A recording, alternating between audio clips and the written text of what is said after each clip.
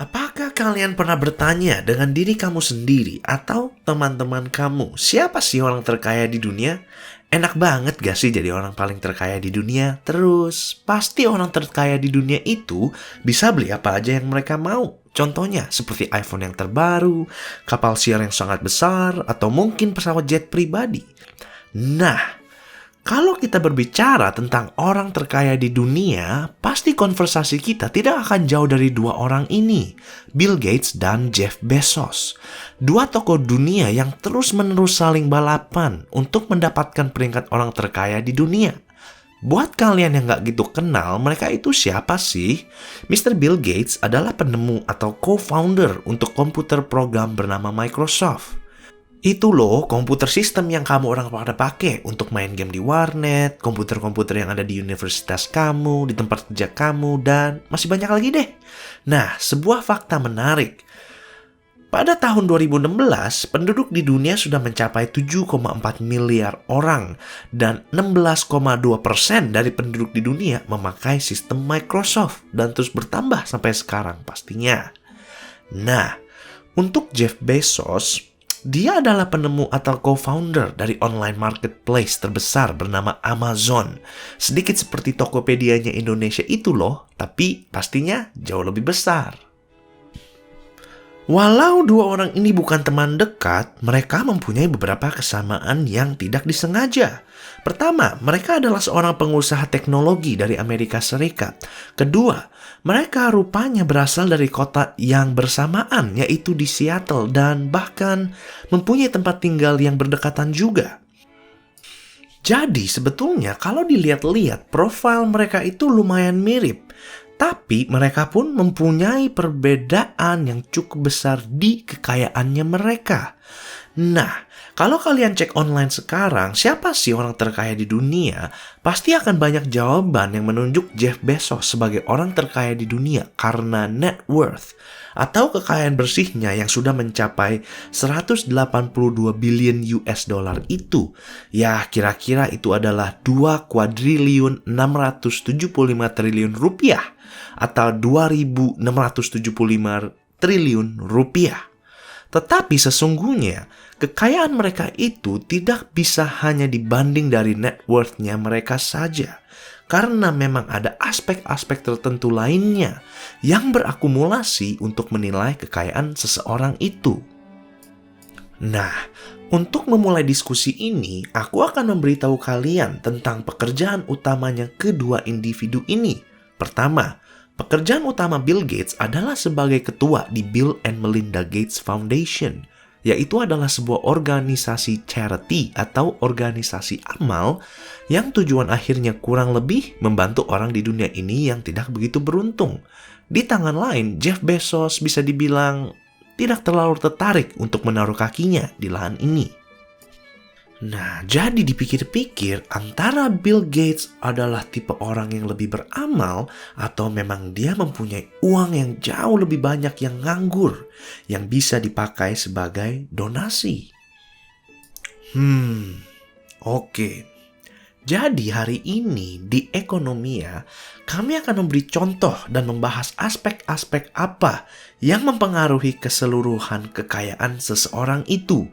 Dan pastinya akan memberitahu kalian siapa sebetulnya orang terkaya di dunia. Setelah kita selami, ternyata ada 4 aspek yang harus kita lihat untuk menentukan kekayaan seseorang itu. Pertama, net worth atau kekayaan bersihnya individu itu. Kedua, keamanan atas kekayaannya mereka. Ketiga, kekuatan politik mereka. Dan keempat, likuiditas atas kekayaan mereka.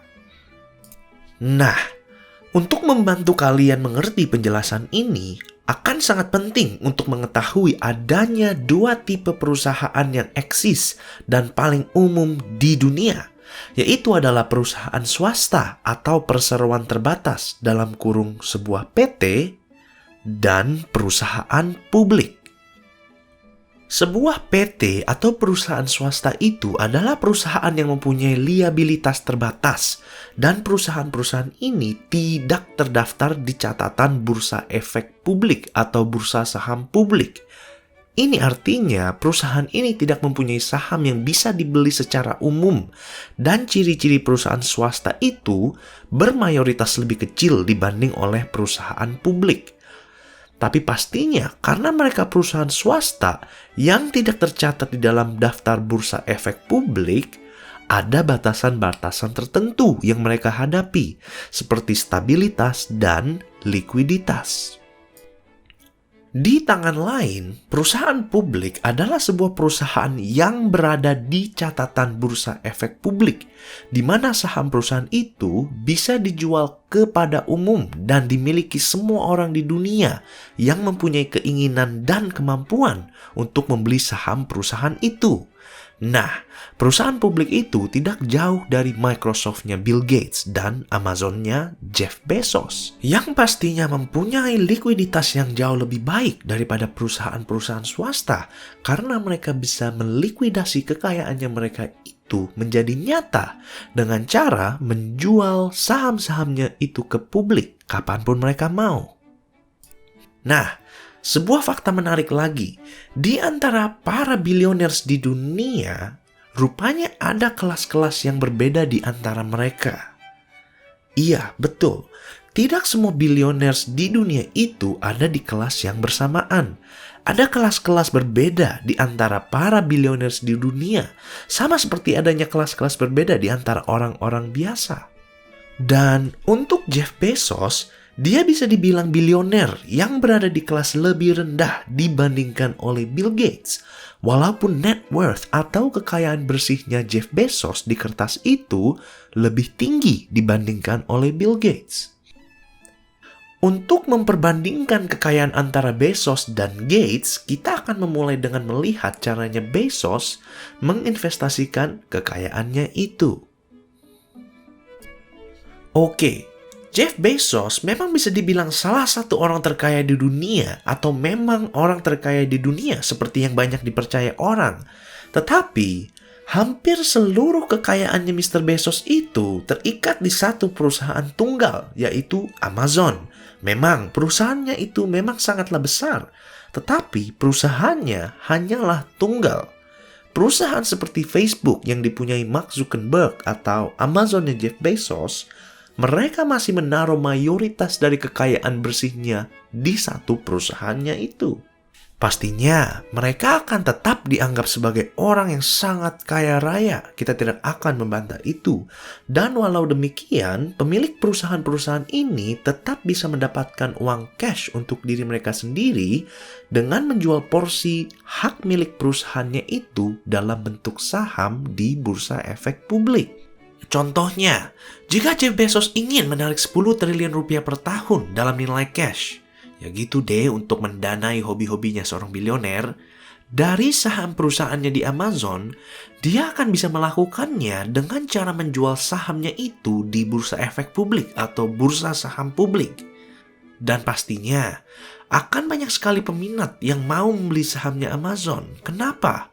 Karena memang saham Amazon bisa dibilang lumayan stabil dan selalu trending untuk meningkat secara progresif.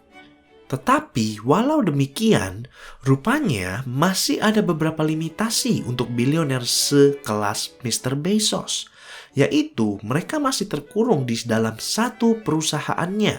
Bila Amazon jatuh bangkrut minggu depan atau mungkin 2 minggu lagi, Jeff Bezos akan kehilangan jumlah yang sangat-sangat besar dari kekayaannya, yang berarti kekayaannya itu tidak terlalu stabil.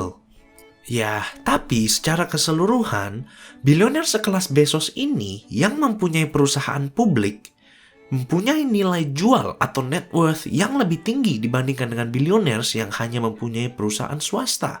Kenapa?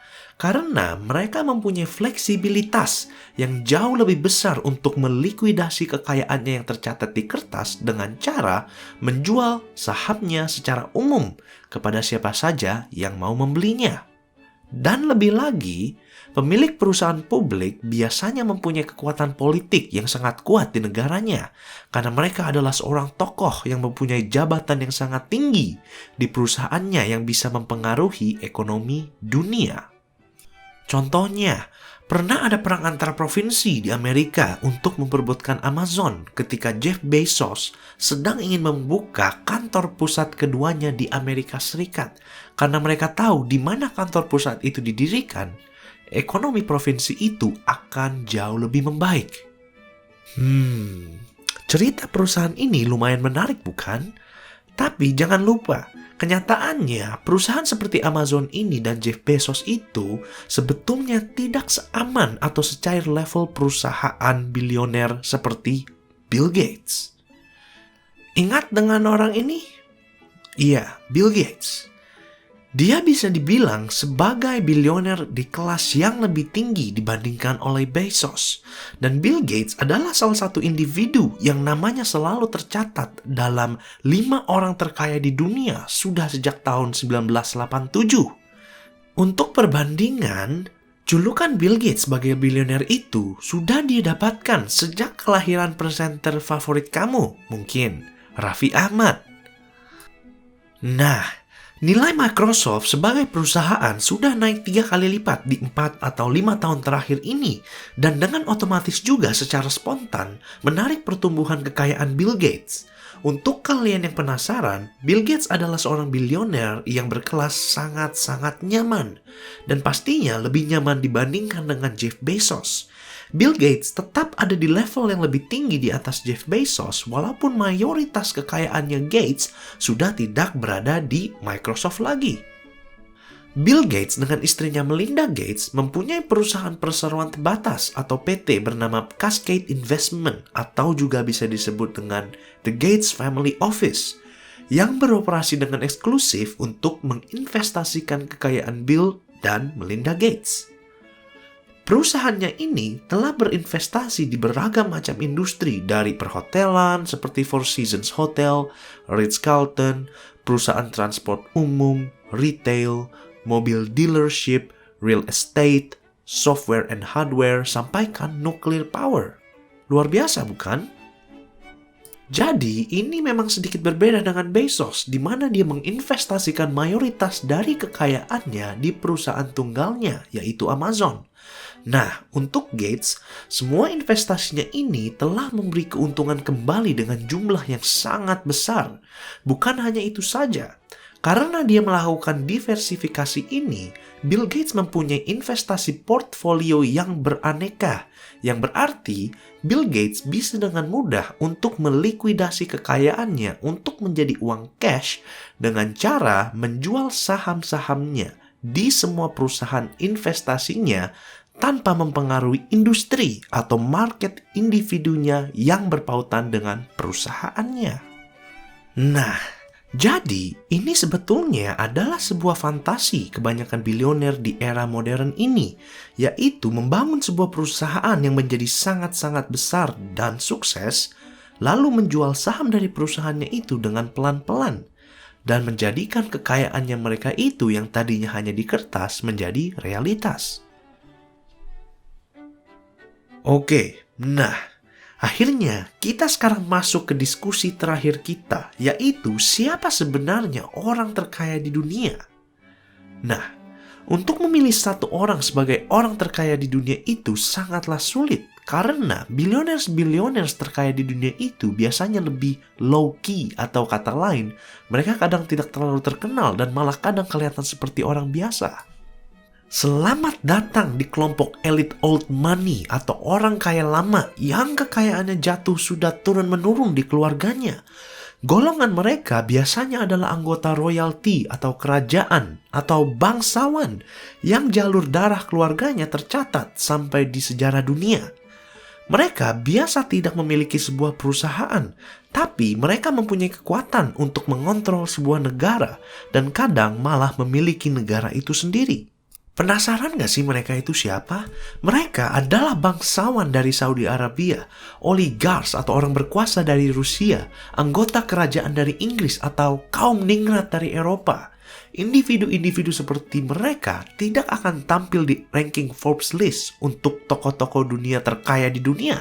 Untuk beberapa hal. Pertama, kekayaan mereka sangat jauh lebih sulit untuk dihitung atau diukur dibanding bilioner-bilioner di level bawahnya.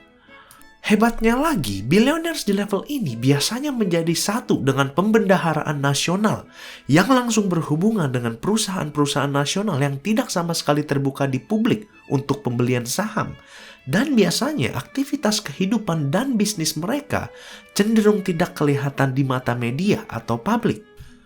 Mereka jugalah tipe-tipe orang yang berani mengeluarkan uang sebanyak 20 miliar rupiah hanya untuk membeli lukisan. Dan ketika mereka sedang ingin memakai uang dalam jumlah yang sangat besar, mereka tidak harus susah-susah untuk menjual saham perusahaannya mereka ke publik. Mereka hanya harus telepon atau email departemen pembendaharaan negaranya saja. Hebatnya lagi, stabilitas akan kekayaan mereka juga sangat luar biasa karena kekayaan bersih mereka biasanya diinvestasikan ke dalam industri negaranya yang bermacam-macam. Sehingga satu-satunya cara untuk individu di kelas ini jatuh bangkrut adalah jatuh bersamaan dengan negaranya itu sendiri. Dan terakhir, pengaruh mereka di dunia politik negaranya sangatlah luar biasa juga. Ya, bisa dibilang mereka seperti orang yang bermain layang-layang. Mereka mempunyai efek yang sangat dahsyat untuk mengendarai kemana negaranya akan berterbang ke depan.